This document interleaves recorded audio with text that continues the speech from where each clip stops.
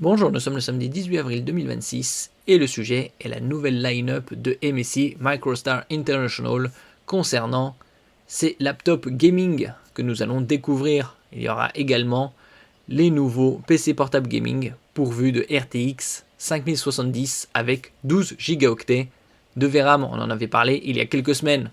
Donc la nouvelle line-up, Ryder 16 Max, Ryder 16 pour 16 pouces, avec une puissance de 300 watts combinée CPU, GPU et une dalle allant jusqu'à l'OLED 2,5K, c'est-à-dire 2560 par 1600 format 16 dixièmes, 240 Hz.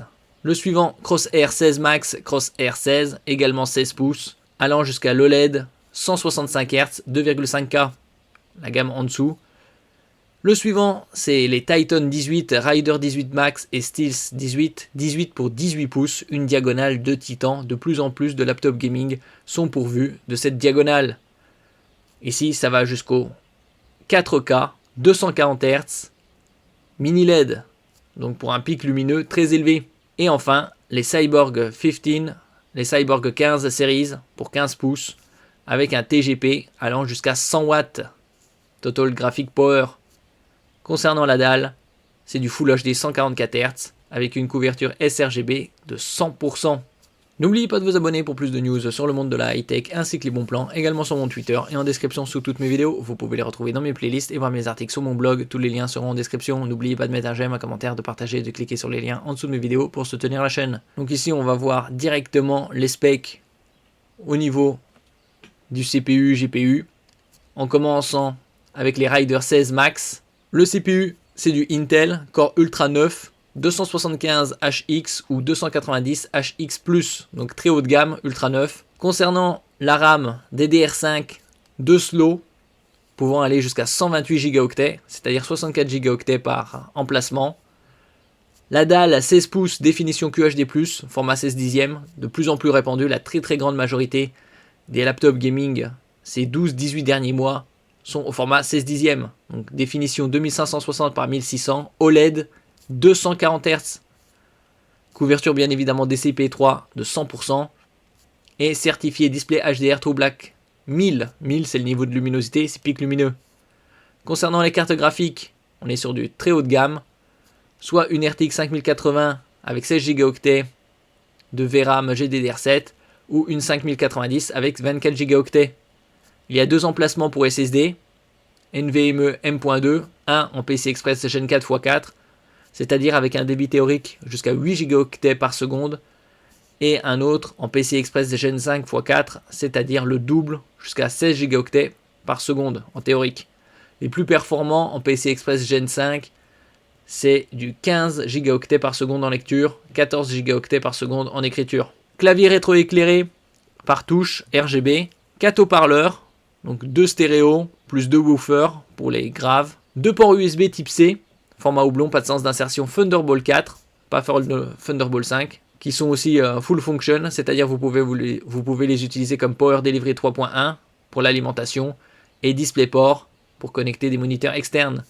3 ports USB 3.2 Gen 2 type A, format rectangulaire classique, 3.2 Gen 2, c'est-à-dire avec un débit de 10 gigabits par seconde. Il y a également un lecteur de carte SD Express, une sortie HDMI 2.1, il n'y a pas encore de sortie HDMI 2.1.2. Concernant la prise Ethernet gigabit RJ45, ça va jusqu'au 2,5 gigabits. Le Wi-Fi 7, toute dernière norme, et Bluetooth 5.4. On aurait pu s'attendre avec des prises, au vu des specs 5080-5090, à une prise Ethernet de 5 gigabits, voire 10. Concernant le Bluetooth, c'est du 5.4, pas du 6. La webcam Full HD 1920 par 1080 en 30 images par seconde avec HDR, High Dynamic Range pour des images de meilleure qualité tant au niveau de la luminosité, du contraste des couleurs et des détails. IR pour infrarouge combiné à Windows Hello pour la reconnaissance faciale. On est sur une batterie de 91,8 Wh et la puissance de l'adaptateur 400 watts bien évidemment pour alimenter les 5080-5090. Ça c'était le Ryder 16 Max, suivant le Ryder 16 HX. Cette fois, on a des processeurs Intel Core Ultra 7, soit le 251HX ou le 255HX, et également un Intel Core Ultra 9 275HX. Concernant l'emplacement pour la RAM, toujours de la DDR5 jusqu'à 128 Go, donc 64 Go par emplacement. La dalle, toujours du 16 pouces, QHD+, 2560 par 1600, 240 Hz, cette fois, dalle LCD IPS pour de meilleurs angles de vision et reproductivité des couleurs. Concernant les GPU, 5070 Ti avec 12 Go de VRAM GDDR7 ou 5080 avec 16 Go.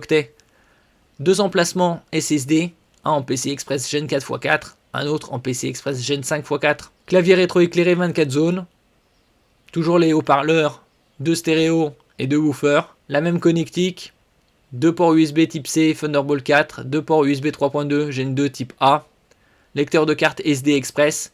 Les cartes SD Express ont des débits bien supérieurs aux cartes micro SD XC. Les cartes SD Express sont notamment utilisées sur les consoles Switch 2. Une sortie HDMI 2.1, une prise RJ45 jusqu'au 2,5 Gigabit, le Wi-Fi 7, le Bluetooth 5.4. Il y a d'autres versions en Wi-Fi 6E, une norme sortie fin 2021 et Bluetooth 5.3. Concernant la webcam, toujours du Full HD, IR, infrarouge et une batterie de 91,8 Wh. Concernant l'adaptateur, la puissance est de 280 watts. On passe ici au Crosshair 16 Max avec des CPU très haut de gamme, les Ultra 9 290HX+, 275HX ou haut de gamme Ultra 7 251HX. Concernant la RAM, toujours deux emplacements DDR5 jusqu'à 128 Go, 64 Go par emplacement. Dalle 16 pouces QHD+, c'est la très grande majorité des laptops gaming, c'est du 2560 par 1600, ici en OLED 165 Hz, avec display HDR True Black 500. 500 c'est le niveau de luminosité, et ici on a une RTX 5070 pourvue de 12 Go de VRAM GDDR7, alors qu'actuellement c'était toujours 8 Go de VRAM sur les 5070, puisque c'est les nouveaux semi-conducteurs, les nouvelles mémoires de 3 Go, donc 4 x 3, 12. Toujours deux emplacements, un en PCI Express Gen 4x4, un autre en PCI Express Gen 5x4, 24 zones de rétroéclairage RGB clavier. Cette fois on a seulement deux haut-parleurs, un port USB type C Thunderbolt 4, un autre port USB type C, cette fois 3.2 Gen 2, et 3 ports USB type A, 3.2 Gen 2. Il y a également une sortie HDMI 2.1, une prise Ethernet jusqu'au 2,5 Gigabit, le Wi-Fi 6E et le Bluetooth 5.3. Concernant la webcam, ici on est sur un modèle inférieur, on est sur du 720p, ce qui est assez étonnant de proposer une webcam avec une définition si basse. Le Full HD ça devrait être le minimum. Concernant l'adaptateur, c'est du 240 watts et la batterie 80 Wh. Le suivant, c'est le Crosshair à 16HX avec des Intel Core i7 et i9, 14650HX et 14900HX respectivement, donc 14 pour 14e génération. Emplacement DDR5 jusqu'à 96 Go, donc 48 Go par emplacement. On est sur une dalle IPS LCD pour de meilleurs angles de vision et reproductivité des couleurs. Toujours 16 pouces QHD+, 2560 par 1600, format 16 dixièmes. Et comme on peut le voir ici, il y a différents GPU. 5070 avec 8 Go de GDDR7, le précédent c'était 12. 5060 8 Go GDDR7 et 5050 8 Go GDDR7. Deux emplacements pour SSD, un en PCI Express Gen 4 et un autre en PCI Express Gen 5. Clavier rétroéclairé 4 zones RGB. Deux haut-parleurs. Au niveau de la connectique, deux ports USB 3.2 Gen 2, c'est-à-dire avec un débit de 10 Gigabits par seconde, USB type C. 3 ports USB type A, format rectangulaire classique, 3.2 Gen 1, c'est-à-dire avec un débit de 5 Gigabits par seconde. Il y a une sortie HDMI 2.1 pour connecter un moniteur externe.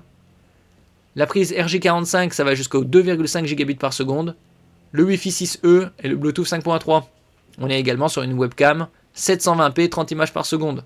Concernant la batterie, on est sur du 80 Wh. Puissance de l'adaptateur, 240 watts. Nous passons au Titan 18 pour 18 pouces. Là, on est sur du très haut de gamme avec un Intel Core Ultra 9 290HX.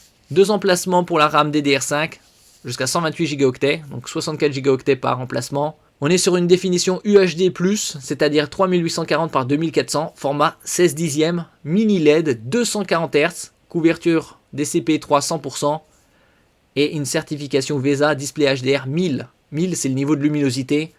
Et c'est une dalle IPS pour de meilleurs angles de vision et reproductivité des couleurs. Un seul GPU disponible, le top du top, RTX 5090 pourvu de 24 Go de VRAM GDDR7. Ici, il y a 4 emplacements pour SSD, NVMe M.2, un PCI Express Gen 5 x4, donc la toute dernière norme, et 3 emplacements NVMe M.2 PCI Express Gen 4 x4. Ici, on est sur un clavier rétroéclairé RGB mécanique Cherry by SteelSeries. On est sur un système audio supérieur, 6 haut-parleurs, 4 x 2 watts pour les haut-parleurs et 2 x 2 watts pour les woofers, pour les graves. Niveau connectique, 2 ports USB type C, format houblon. Thunderbolt 5, la toute dernière norme, avec des débits jusqu'à 120 gigabits par seconde, en unidirectionnel, et en bidirectionnel, c'est 80 gigabits par seconde. Vous avez également 3 ports USB 3.2 Gen 2 type A, format rectangulaire classique, un lecteur de carte SD Express, une prise HDMI 2.1 en sortie, une prise Ethernet RJ45 2,5 gigabits, c'est assez étonnant, vu que c'est un 18 pouces, ils auraient pu faire un effort pour mettre une sortie Ethernet 5 gigabits, voire 10 gigabits, au vu des specs, le Wi-Fi 7, le Bluetooth 5.4. Et on est sur une webcam Full HD 1080p, 30 images par seconde, IR, infrarouge pour reconnaissance faciale. Et la batterie, c'est du 99,9 Wh.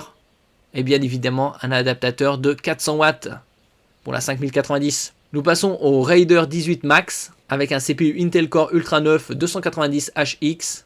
Également 2 emplacements DDR5, 128 Go, 2 x 64 Go. Toujours 18 pouces. UHD+, 3840 par 2400, mini LED, ici 120 Hz, display HDR 1000 et bien évidemment dalle IPS. Il y a 2 GPU, une RTX 5090 avec 24 Go de VRAM ou une 5080 avec 16 Go de VRAM. Cette fois, il n'y a que 2 emplacements pour SSD, un en PCI Express Gen 5 x4 et un autre en Gen 4 x4. Clavier rétroéclairé par touche RGB, 6 haut-parleurs, donc 2 haut-parleurs tweeters pour les aigus et 2 pour les woofers. 2 ports USB type C Thunderbolt 5, la toute dernière norme. 3 ports USB 3.2 Gen 2, 10 gigabits par seconde type A, format rectangulaire classique. Un lecteur de carte SD Express. Une sortie HDMI 2.1. Une prise Ethernet RJ45 2,5 gigabits. Le Wi-Fi 7, le Bluetooth 5.4.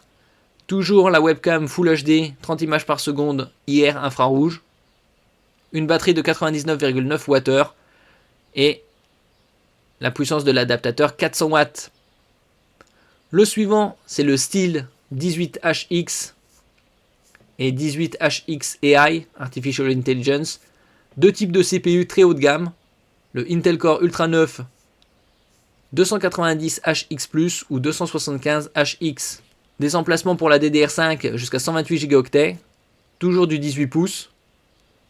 UHD+, 3840 par 2400, mini LED, 120 Hz, avec display HDR 1000. Bien évidemment, dalle IPS pour de meilleurs angles de vision et reproductivité des couleurs.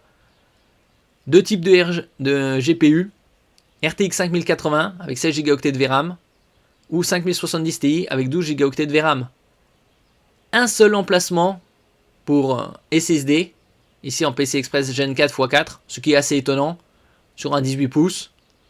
Rétroéclairage par touche RGB, toujours un système audio de 6 haut-parleurs. Ici, ils indiquent 2 haut-parleurs de 2 watts et 4 woofers de 2 watts, ce qui est assez étonnant. 2 ports USB type C Thunderbolt 4, 2 ports USB type A 3.2 Gen 2, 10 gigabits par seconde, un lecteur de carte SD Express, 2 ports USB type C Thunderbolt 4, une sortie HDMI 2.1, RJ45 2,5 gigabits, Wi-Fi 7, Bluetooth 5.4, une webcam Full HD 30 images par seconde IR infrarouge, une batterie toujours imposante sur le 18 pouces 99,9 Wh et une puissance de l'adaptateur de 280 watts.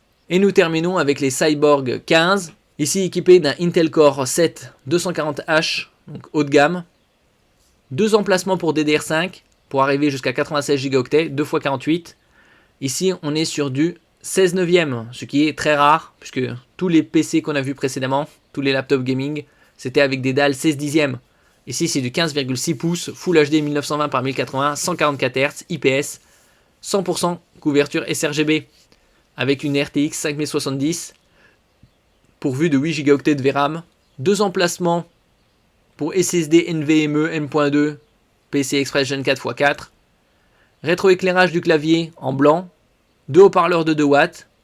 Au niveau de la connectique, il y a un port USB type C, 3.2 Gen 2, Full Function, DisplayPort, Power Delivery 3.0, 2 ports USB 3.2 Gen 2 type A et un port USB type A 3.2 Gen 1. 3.2 Gen 2 c'est 10 Gb par seconde, 3.2 Gen 1 c'est 5 Gb par seconde, sortie HDMI 2.1, une prise Gigabit Ethernet, donc 1 Gb classique, le Wi-Fi 6E, une norme sortie fin 2021, le Bluetooth 5.3, une webcam 720p 30 images par seconde. C'est assez dommage de proposer des webcams 720p sur des laptops gaming. Au niveau de la batterie, c'est du 60 Wh, 180 watts de puissance au niveau de l'adaptateur. Et nous terminons avec le Cyborg 15. Précédent c'était 15 Max, ici c'est le 15. Deux types de CPU Intel. Dans toute la line-up, c'est que des CPU Intel. Donc ici Intel Core 7 240H ou Intel Core 5 moyenne gamme 210H. Deux emplacements DDR5 jusqu'à 96 Go. Toujours une dalle 15,6 pouces Full HD 1920 par 1080 144 Hz. 5060 ou 5050 avec 8 Go de VRAM GDDR7. Un emplacement SSD pour PCI Express Gen 4. Clavier rétro éclairé blanc. 2 haut-parleurs de 2 watts. Au niveau de la connectique, un port USB type C 3.2 Gen 2 et 2 ports USB 3.2 Gen 2 type A. Sortie HDMI 2.1, une prise RJ45 Ethernet, le Wi-Fi 6E Bluetooth 5.3, une webcam 720p, une batterie de 60 Wh et une puissance de 150 watts. Certains laptops gaming ont des specs assez curieuses sur certains points, comme on a vu précédemment. Et donc ça, c'est tous les produits de MSI qui sortiront cette année, en 2026. Merci pour votre écoute et à la prochaine.